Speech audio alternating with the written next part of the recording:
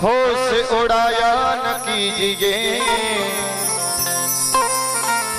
युवन सवर के सामने आया न कीजिए, युवन सवर के सामने आया न कीजिए। और वक्त कहता है बाकी ब्याल ब्याल से, काली काली अलकों के फंदे क्यों डाले, काली काली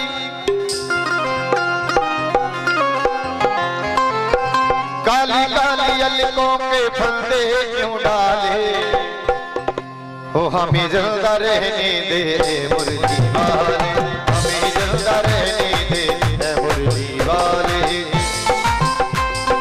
काली काली अलकों के, काली काली काली अलकों के, काली काली अलकों के फंदे क्यों डाले, हमें जिंदा रहने दे मुर्गी वाले, हमें जिंदा रहने दे मुर्गी वाले। मुरली वाले मुरली वाले मुरली वाले मुरली वाले।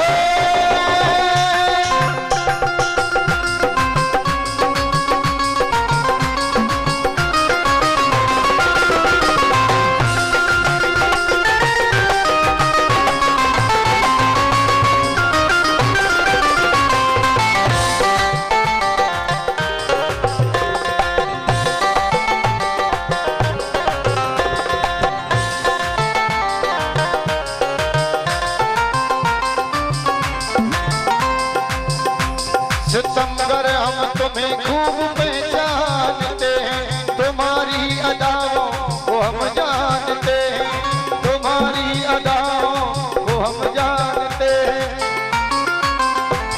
सितमगर हम तुम्हें खूब पहचानते हैं, तुम्हारी अदाओं को हम जानते हैं, तुम्हारी अदाओं को हम जानते हैं। भरे वे मोहब्बत में उलझाने वाले, भरे वे मोहब्बत में उलझाने वाले, हमें जिंदा रहने दे मुर्गी वाले, हमें जिंदा रहने दे मुरली वाले मुरली वाले मुरली वाले मुरली वाले।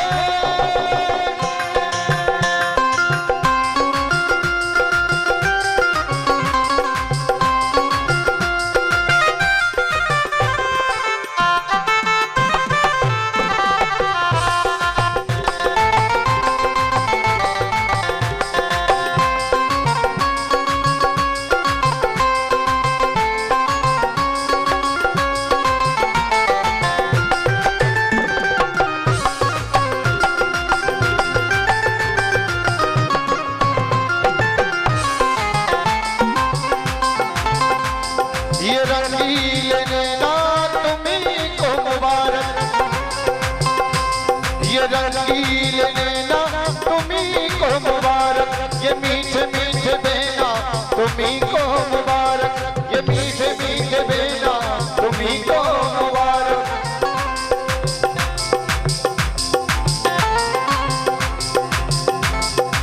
आप सभी के बीच में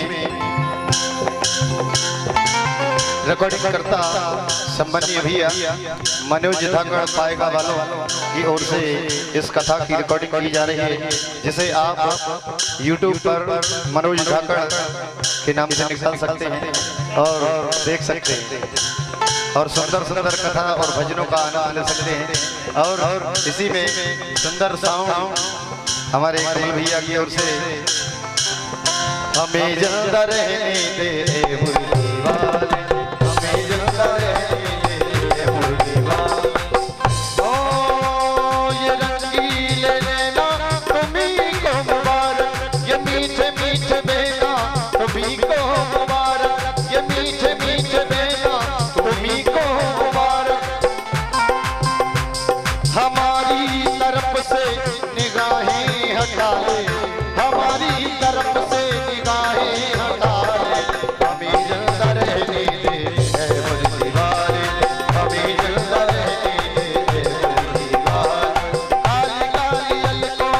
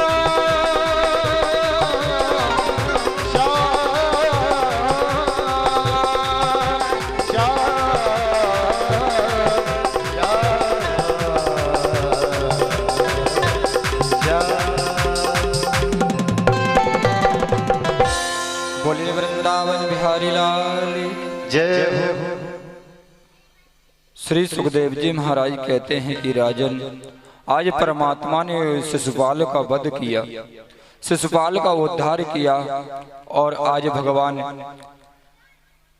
की पांडवों ने आज प्रथम पूजा की। भगवान ने सारे पांडवों के लिए आज काम बांट दिए अलग अलग।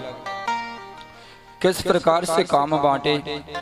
भीमो महान साधच्चो धनादच्चो सहोदन सेवस्तु पूजाया नकलो द्रव्य साधने। भगवान ने आज सबके लिए अलग अलग काम बांटे। यज्ञ में भीमसेन को काम दिया भोजन की देखभाल करने का, क्योंकि भीमसेन ने इसलिए लिया कि वे ज्यादा खाते हैं तो उनको पता है भोजन खाने का सही तरीका, तो कोई भूखा ना जाए यज्ञ से। इसलिए आज भीमसेन को भगवान ने भोजन की देखभाली का काम दिया। और सहदेव को क्या दिया? जो भी लोग आते वो दरवाजे पर खड़े होकर के सबका स्वागत करते। सहदेव और नकुल को जो भी भंडारे में किसी वस्तु की कमी पड़ जाती तो सहदेव ला करके देते। ये काम सहदेव को सौंपा गया सामग्री एकत्रित करने का। और द्रौपदी को क्या सौंपा गया? गुरु सुस्ने जसनु कृष्णा पादावने जने परिवैष्णो द्रुपजा कर्णो दाने महामना। अब द्रौपदी को और कर्ण को क्या दिया और भगवान ने क्या लिया? भगवान ने लिया, अर्जुन ने लिया कि गुरुजनों की सेवा करना, जो भी संत महात्मा आते उनकी देखभाल और उनकी चरणों की सेवा करना। और कृष्ण ने क्या काम लिया? भगवान ने कि अतिथियों के पांव धोते और जो भोजन कर कर के चले जाते उनकी पत्तलों को उठाते। भगवान ने सोचा कहीं अगर मैं इन पत्तलों को नहीं उठाऊंगा तो संसार में कोई भी पत्तलों को उठाने के लिए कोई नहीं उठाएगा। ऐसा भगवान ने सोचा। अगर पत्तलों को नहीं उठाऊंगा तो फिर वातावरण दूषित हो जाएगा। अगर कोई मान लो हमने भोजन कर लिया और सारे के सारे लोग भोजन करके चले जाएं और यहाँ पर वो पत्तलें उड़ती फिरेंगी, अब उनको कौन उठाएगा? इसीलिए भगवान ने सोचा कि मुझे पत्तलें उठाना चाहिए, जिससे कि आगे चल के संसार में कोई भी पत्तल उठाने के लिए मना नहीं करेगा। इसलिए भगवान ने पत्तलें उठाई पांडवों की यज्ञ में। आज इस प्रकार से परमात्मा ने पत्तलें उठाई और द्रौपदी ने परोसने का काम लिया। द्रौपदी बड़े भाव के साथ आदर के साथ भोजन परोसती हैं और दुर्योधन को कोषा अध्यक्ष बना दिया। खजाने का मालिक दुर्योधन को बना दिया, क्योंकि वो दुश्मन है और दुश्मन है तो आज खूब खुले हाथों से दान करेगा कि भंडारा कितनी जल्दी खत्म हो। तो आज कोषा अध्यक्ष भगवान ने बनाया दुर्योधन को। और दान देने का काम किसको दिया? कर्ण को। कि कर्ण के हाथों में ऐसी रेखा थी कि जितना दान देता था उससे कहीं अधिक ज्यादा उसके भंडारे में आ जाता था। इसलिए भगवान ने सोचा कि क्यों ना दुर्योधन आज देगा खुले हाथों से और कर्ण बांटेगा तो फिर से वापस आ जाएगा। तो इस प्रकार से भगवान ने युक्ति अपना करके और कर्ण के द्वारा दान दिलाया। आज इस प्रकार से परमात्मा ने पांडवों के राजसू यज्ञ को संपन्न कराया और आज संपन्न हो गया। तो दुर्योधन आदि शकुनी मामा सारे के सारे महल में घूमने लगे। इतना दिव्य सुंदर महल बनवाया पांडवों ने कि जहाँ जल होता था वहाँ थल दिखाई देता था और थल की जगह पर जल। एक दिन जब दुर्योधन उस महल में घूम रहा था उसने सोचा थल है, जैसे ही थल में पैर रखा तो वह पैर जल में पड़ा और सारा का सारा भीग गया। अब द्रौपदी ऊपर खड़ी होकर के देख रही थी तो हंसने लगी। हंस करके कह दिया कि अंधे का पुत्र अंधा। इस बात के पीछे इतना बड़ा महाभारत युद्ध हो गया। आज दुर्योधन को इस बात हृदय में छुप गई तो अब है उसने इसी बात के पीछे द्रौपदी का चीर हरण हुआ। इसी बात के पीछे महाभारत जैसा युद्ध हुआ और पितामह भीष्म जैसे आज धनुर्धारी युद्ध में परास्त हुए और पांडवों की कृपा से आज भगवान श्री कृष्ण की कृपा से आज पांडवों ने महाभारत ऐसे युद्ध में विजय प्राप्त कर ली और आज पांडव लोग विजय प्राप्त कर ली। तो भगवान आज अपनी द्वारका को चले गए अर्जुन के साथ में। और पता है श्री सुखदेव जी महाराज कहते हैं कि राजन पांडवों ने भगवान की सहायता से महाभारत जैसे भवसागर जैसे युद्ध को पार कर दिया। तो श्री परीक्षित महाराज कहते हैं कि प्रभु क्या कोई भी इस भगवान के सहारे कोई भी ऐसे युद्ध को जीत सकता है? तब भगवान ने कहा कि राजन अगर मन में भाव हो तो व्यक्ति भगवान को सहज में ही प्राप्त कर सकता है। अगर भाव होना चाहिए भक्त के मन में तो भगवान की प्राप्ति कैसे हो जाती है। एक बात याद आ गई मुझे। एक भक्त था भगवान का,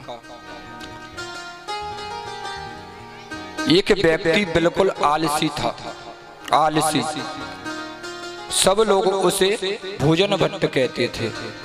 कुछ काम धंधा कुछ था नहीं और पूरे दिन मक्कारी मारता रहता था।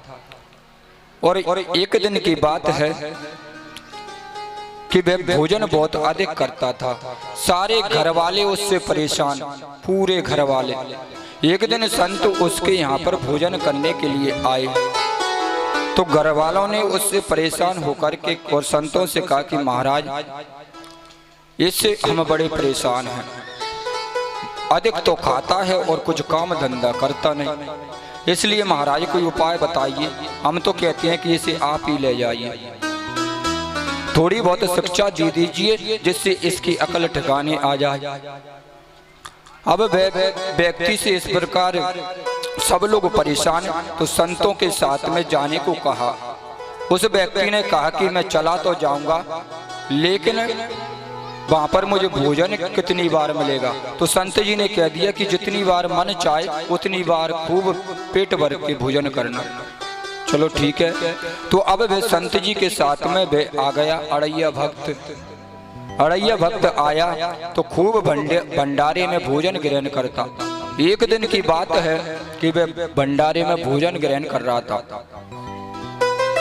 भोजन ग्रहण कर रहा था तो इतना खाता था कि 4 पंगत उठ जाए तब तक अकेला नहीं उठता था। और क्या कहता था? दाने दाने पर लिखा खाने वाले का नाम, दाने दाने पर लिखा खाने वाले का नाम। तो परसने वाले ने कह दिया कि तू तो ये एक है कि बोरे बोरे पर लिखा खाने वाले का नाम। अभी ऐसे परेशान थे उससे लोग कि बहुत खाता था। एक दिन की बात है कि संत जी के आश्रम में क्या हुआ कि सब लोगों का व्रत था, एकादशी का व्रत था। अब उस व्यक्ति ने कहा गुरुदेव से कि गुरुजी महाराज मुझे भोजन चाहिए, भूख लगी है। तो गुरुदेव ने कह दिया कि आज तो एकादशी का व्रत है, आज किसी को भोजन नहीं मिलेगा और आश्रम में आज भोजन बनेगा भी नहीं। तो वह व्यक्ति बोला कि महाराज मैंने तो आपसे पहले ही कहा था कि मैं भूखा नहीं रह सकता।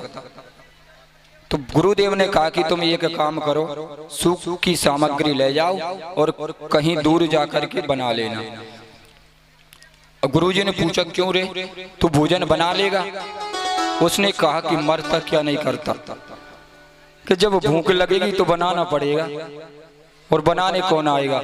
अब गुरुजी महाराज से उसने सूखी सामग्री ले ली और गुरुजी ने एक बात कही कि पहले भगवान को भोग लगाना, बाद में खुद भोग लगाना, खुद खाना, ऐसे कहा। और आज अड़ैया भक्त जंगल में जाकर के और एक नदी किनारे भोजन बनाने लगा। अब उसने भोजन बना लिया और गुरु की बात याद आ गई कि क्यों ना अब भगवान को भोग लगाया जाए, तब स्वयं पान करेंगे। आज उसने भगवान को बुलाया, किस प्रकार से, अब वह मंत्र तो कुछ जानता नहीं, वैसे अपने ही अंदाज में बुलाने लगा।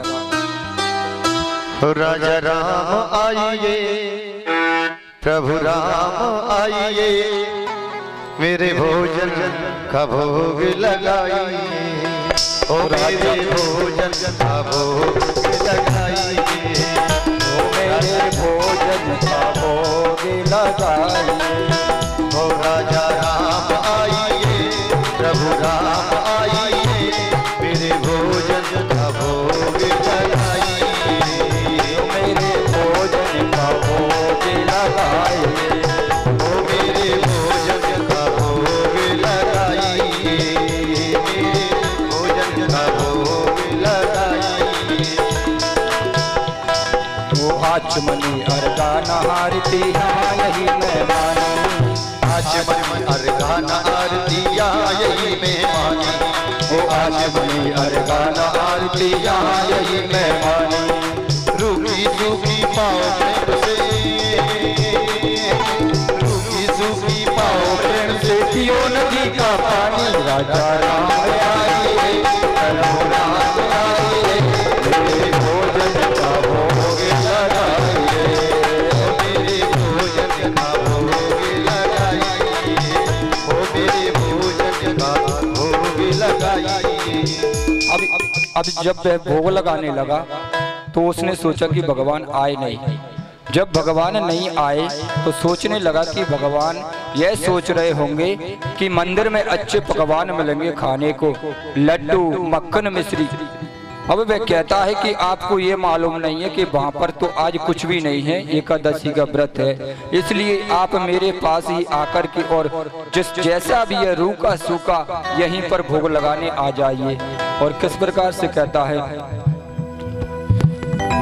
भूल करोगे यदि तज दोगे भोजन रूखे सूखे, वो भूल करोगे यदि तज दोगे भोजन रूखे सूखे, हाँ भूल करोगे यदि तज दोगे भोजन रूखे सूखे, भूल करोगे यदि तज दोगे भोजन रूखे सूखे। एकादशी आज मंदिर में, एकादशी आज मंदिर में पड़े रहोगे भूखे। राम आइए, प्रभु राम आइए, मेरे भोजन का भोग लगाइए, मेरे भोजन का भोग लगाइए। राजा राम आइए, प्रभु राम आइए, मेरे भोजन का भोग लगाइए। इस प्रकार से आज जब वाने भगवान को पुकारा तो आज भगवान प्रकट हो गए उसके सामने। किस प्रकार से प्रकट हुए भगवान, नीलाम भुज श्याम मलिकोमलांगम, सीता समारो पितबाम बागम। अब भगवान अकेले नहीं आए, माता सीता भी उनके साथ बाईं ओर खड़ी है। जब उस भक्त ने जब इस प्रकार से देखा, सोचने लगा कि मैंने तो 2 लोगों का भोजन बनाया था, अब तो मुझे भूखा ही रहना पड़ेगा। अब इस प्रकार से सोचने लगा और सोचता है कि चलो कोई बात नहीं है, भगवान आए तो उनके साथ में उनकी घरवाली भी आई हैं, तो आज भूखा ही सही। इस प्रकार से कहने लगा कि प्रभु आप भोजन पाइए, और भगवान भोजन पाने लगे। बड़े भाव के साथ, प्रेम के साथ उसने भगवान को भोजन कराया। अब फिर से भगवान चले गए भोजन करके। अब वे आश्रम आ गया, दूसरी एकादशी आई, फिर से जो है व्रत हुआ। तो अब गुरुजी महाराज से कहा कि गुरुजी अब पहले आपने थोड़ा कम दी थी सामग्री, अब और बढ़ा देना। वो 2 आए थे, इसलिए अब 3 लोगों की सामग्री दे दो, पता नहीं एक आध और आ जाए साथ में। तो अब गुरुजी ने और सामग्री दे दी और वह बनाने लगा। अब वह भोग बनाने लगा और भगवान को पुकारने लगा कि आइए और भोग लगाइए। राजा राम आइए, सीता राम आइए, मेरे भोजन का भोग लगाइए। राजा राम आइए, का भोग लगाइए, ओ मेरे भोजन का भोग लगाइए। ओ सीताराम आइए, प्रभु राम आइए, सीताराम आइए, राजा राम आइए, मेरे भोजन का भोग लगाइए, ओ मेरे भोजन का भोग लगाइए। जब माँ ने इस प्रकार से कहा कि प्रभु आइए भोग लगाइए, तो आज भगवान माता जानकी और लक्ष्मण जी के साथ में प्रकट हो गए। अब वह भक्त ने बनाया था भोजन बस 3 लोगों का, अब 4 हो गए। बेचारा सोचने लगा अब तो मुझे भूखा ही रहना पड़ेगा। तो और कहने लगा कि प्रभु आप तो भोजन पान कीजिए, आप ये बताइए पहले कि ये कौन आया है आपके साथ। भगवान ने कहा कि ये मेरे छोटे भाई हैं, हम दोनों आ गए तो घर पर इसके लिए भोजन कौन बनाता, इसलिए मैंने सोचा इसे भी साथ ले चलूं, इसलिए आज मैं अपने भाई को भी ले आया। इस प्रकार से अब बैठिए भक्त कहने लगा कि कोई बात नहीं, आज भी भूखे ही रह लेंगे, आप तो भोजन पान करो। आज प्रेम के साथ भगवान भोग लगाते हैं और अब भोग लगा करके भगवान वैकुंठ को चले गए।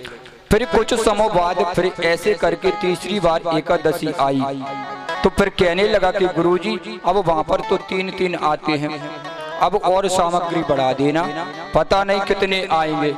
मुझे तो लगता है कि अब तो रिश्तेदारों को लेकर के आएगा आपके भगवान। जब इस प्रकार से उसने सोचा तो गुरुजी कहने लगे कि जरूर बेचता होगा। गुरुजी ने सोचा कि बेचता होगा इसलिए ज्यादा मांग रहा है।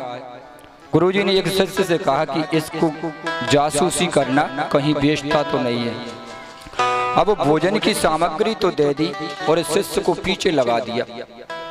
अब वह सोचने लगा जंगल में बैठ करके कि क्यों ना अब मुझे अब पहले ऐसा करूं, चतुराई से काम किया उसने। कैसा कि पहले बुला लेता हूं कितने आएंगे, क्योंकि हम क्यों परेशान हो, जब मिलने वाला नहीं है तो फिर बनाए क्यों।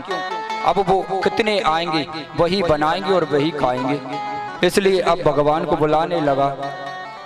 राजा राम आइए, प्रभु राम आइए, मेरे भोजन का भोग लगाइए। राजा राम आइए, सीता राम आइए, लक्ष्मण राम आइए, मेरे भोजन का भोग लगाइए, मेरे भोजन का भोग लगाइए।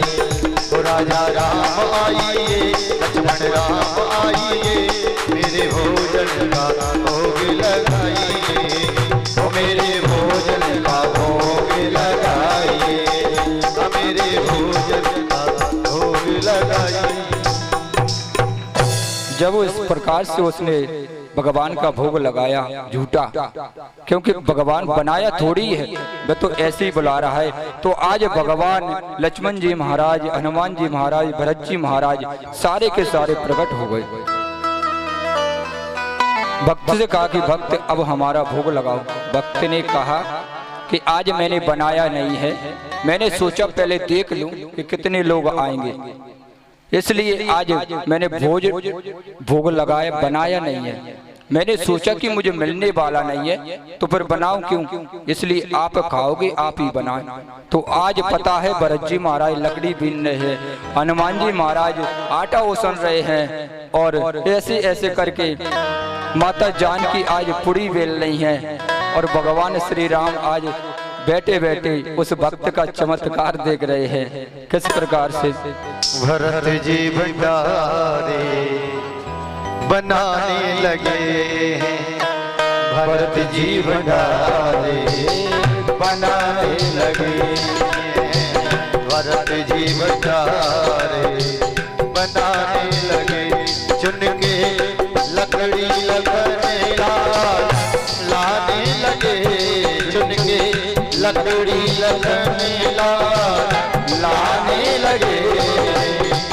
भरत जी भंडारे बनाने लगे, भरत जी भंडारे बनाने लगे। चुन के लकड़ी लगने लाने लगे, चुनरी लखन लाने लगे, बदर जी बनाने लगे, बदर जी बनाने लगे।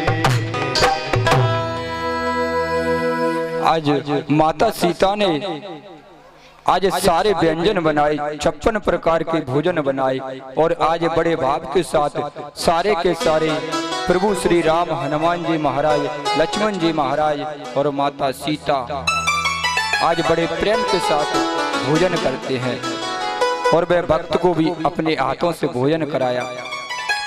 आज कहने का मतलब ये है कि भाव होना चाहिए मन अपने हृदय में, तो आज भगवान भाव के वशीभूत भोजन बनाने के लिए भी तैयार है।